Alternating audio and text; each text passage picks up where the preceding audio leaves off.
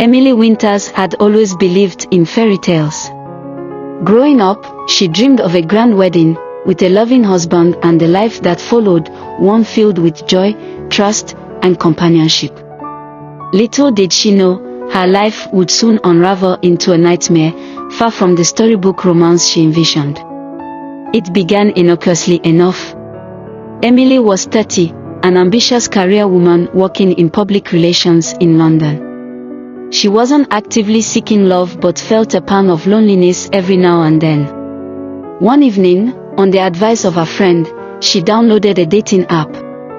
There, amidst the usual profiles, she found Michael Thompson. Michael appeared to be everything she'd ever wanted. He was tall, with sharp features and a charming smile. His profile described him as a successful entrepreneur, with businesses in several countries. He was kind, attentive, and seemed genuinely interested in her. They chatted for hours, and within a few days, Michael asked her on a date. Their first meeting was magical.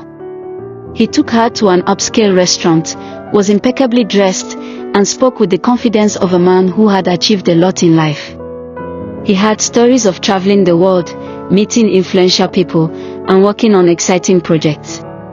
For Emily, it felt like a dream come true. He was everything she'd been waiting for, mature, successful, and utterly devoted to her from the start. As the weeks turned into months, their relationship blossomed. Michael showered her with affection, sending her thoughtful gifts and surprising her with romantic weekend getaways. He always seemed to know exactly what she wanted. Though his background was mysterious, he rarely spoke about his family or gave specifics about his business. Emily brushed aside her concerns. He claimed to be private about his personal life due to the nature of his work, and she chose to believe him. 6 months into their relationship, Michael proposed. It wasn't just any proposal, it was an elaborate affair. He rented a private rooftop garden overlooking the city, filled it with candles and roses, and got down on one knee as a string quartet played in the background. Emily was overwhelmed, and though they hadn't known each other long, she said yes without hesitation. Her heart was full, and she believed she had found the man she would spend the rest of her life with. Michael took charge of planning the wedding. He insisted that Emily focus on her work and leave the details to him. His explanation was simple: he wanted the day to be perfect, and he knew exactly how to make it that way. He even suggested they keep the wedding small and intimate, just close family and a few friends. Emily's parents had passed away years ago, and her extended family was scattered, so it made sense to her. She trusted him completely. As the wedding day approached, Emily noticed small oddities. Whenever she asked about meeting his family, Michael would make excuses. He claimed they were reclusive, living abroad, and couldn't make the trip to London until the wedding itself. His responses were vague, but she pushed her doubts aside, convinced that every relationship had its quirks. After all, hadn't Michael proven his love for her time and again? The wedding day arrived, and everything seemed perfect on the surface. The venue was a stunning manor house in the English countryside, and the sun shone brightly over the lush gardens. Emily wore a gown that made her feel like a princess, and as she walked down the aisle toward Michael, her heart swelled with happiness. His side of the aisle was filled with people, well-dressed, smiling faces she had never met, but whom Michael introduced as his relatives and close friends. The ceremony went off without a hitch.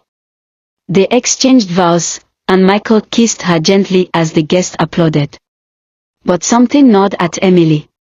During the reception, she tried to engage with Michael's family, but they seemed distant, offering only vague, scripted responses. None of them seemed to know each other well, and whenever she pressed for details about Michael's childhood or family stories, they deflected her questions. As the night wore on, Emily's discomfort grew. She pulled aside one of Michael's supposed cousins, a woman named Claire, and asked her directly how she knew Michael. The woman hesitated for a moment before admitting something shocking. "I'm sorry, I was hired to be here. I'm not really his cousin." Emily felt her heart drop. She immediately sought out Michael, demanding an explanation. At first, he tried to laugh it off, saying it was a misunderstanding. But when Emily pressed, his facade began to crack. He became defensive, claiming it didn't matter, that the wedding was about them, not about the people around them. But Emily wasn't satisfied. She demanded to know who the people at the wedding really were. Eventually, under the pressure of her questions, Michael confessed. He had hired actors to pose as his family. He claimed it was because his real family had disowned him, and he didn't want to embarrass her by having an empty side of the aisle. He begged her to forgive him, saying it was all done out of love. Devastated, Emily didn't know what to believe. She fled the reception, her mind spinning. Over the next few days, as she dug deeper into Michael's past, the full scope of the deception unraveled. The business empire he had boasted about? Fake. His expensive gifts and lavish lifestyle? Paid for by loans and credit cards under false identities. Even his name, Michael Thompson, wasn't real. The man she had married didn't exist. Emily was left shattered. She had married a stranger, a conman who had built their entire relationship on lies. Every memory, every moment they had shared, felt tainted. She contacted the police, but Michael had disappeared. His phone was disconnected, and his apartment, where she had spent so many weekends, was vacant. The man she loved was gone, and in his place was a trail of broken promises and dis. Months passed as Emily tried to pick up the pieces of her life. The legal battle was long and exhausting as she unraveled the financial mess Michael had left behind. But the emotional scars ran deeper. Trust, once so easily given, was now something she guarded fiercely. She withdrew from friends, embarrassed by how easily she had been deceived, how completely she had fallen for a lie. But slowly, with time and support from her closest friends, Emily began to heal. She realized that Michael's deception was a reflection of his own twisted character, not her own worth. She was not naive or foolish for believing in love, she had simply been targeted by a master manipulator. Emily chose not to let the lies define her. She vowed to move forward, stronger and wiser, with the understanding that love, real love, was built on truth, not deception. Though the scars remained, she found peace in the knowledge that she had survived, and that one day, she would find someone worthy of the trust she had once given so freely. After reporting Michael to the authorities, Emily learned that she wasn't the first woman he had deceived. His real name was James Turner, a notorious conman who had swindled several women out of money, staged multiple fake weddings, and disappeared just as the law began to catch up to him. He was a ghost, moving from city to city, leaving behind a trail of broken hearts and empty bank accounts. The revelation hit Emily hard. She had always thought of herself as cautious and intelligent, yet she had fallen victim to a man who had perfected the art of deception. But she also realized that his charm and lies were so carefully crafted that even the most vigilant person could have been fooled. It wasn't her fault, she had simply trusted someone who didn't deserve it. Emily became determined to rebuild her life, but it wasn't easy. The financial strain was overwhelming. Michael, James, had taken out loans in her name, and she was left dealing with debt collectors and legal complications. Every day felt like a battle, but Emily refused to give up. She had worked too hard to let one man destroy everything she had built. Her friends, initially shocked by the extent of the deception, rallied around her. Her best friend, Claire, became her rock, spending countless hours helping her with legal paperwork and offering emotional support. They would sit together late into the night, talking through every detail, trying to make sense of how it all had happened. "You couldn't have known," Claire would say. "He was a professional liar. He knew exactly how to play you, how to play all of us."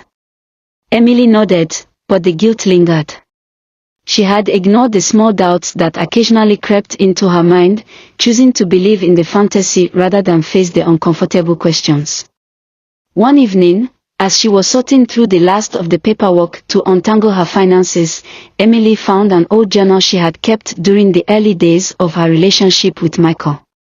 Flipping through the pages, she saw entries filled with excitement and love, descriptions of their first date, the day he proposed, the plans for their future together. Each word felt like a distant memory, written by a different version of herself, someone who had yet to experience the devastating truth. But as she continued reading, something shifted in her perspective. She realized that her journal wasn't just a record of her relationship with Michael, it was also a testament to her resilience, her ability to find joy and love despite the odds.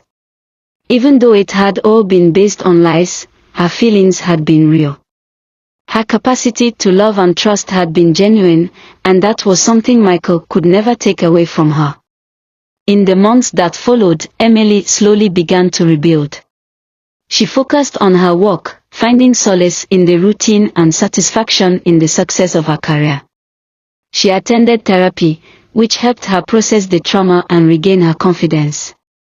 It was a long, difficult journey, but every day she felt a little stronger, a little more in control of her life. One day, while walking through the city, Emily received a call from the detective assigned to her case. They had finally tracked James down. He had been arrested in a different city, trying to pull the same scam on another woman. It was a bittersweet moment for Emily. Relief washed over her knowing that he could no longer hurt anyone else, but the scars of what he had done to her remained. When she was asked if she wanted to press charges, Emily didn't hesitate. She knew that holding James accountable for his actions was not just about seeking justice for herself, but for all the women he had deceived. She testified against him in court, sharing her story with a composed strength she didn't know she had. As she sat on the witness stand, recounting every painful detail, she realized that this was the final step in reclaiming her life. The trial was long and arduous, but in the end, James was convicted of multiple counts of fraud, identity theft, and emotional manipulation. As he was led away in handcuffs, Emily felt a sense of closure. She would never fully understand why he had done what he did, but she no longer needed to. She had taken back control of her life, and that was what mattered. With the trial behind her, Emily focused on the future. She moved to a new apartment, away from the memories of the life she had once shared with a man who never existed. She started painting again, something she had always loved but had abandoned during the chaos of her relationship with Michael. The colors, the brushstrokes, gave her a sense of peace and control, something that had been missing for so long. Though the scars of the experience remained, Emily no longer let them define her. She had learned to trust again, but this time, she trusted herself first. She knew that real love, when it came, would be built on truth and mutual respect, not on lies and manipulation.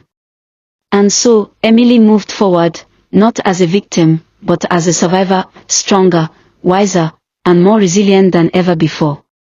The story of the woman who married a fake man, with a fake wedding and fake relatives, had ended.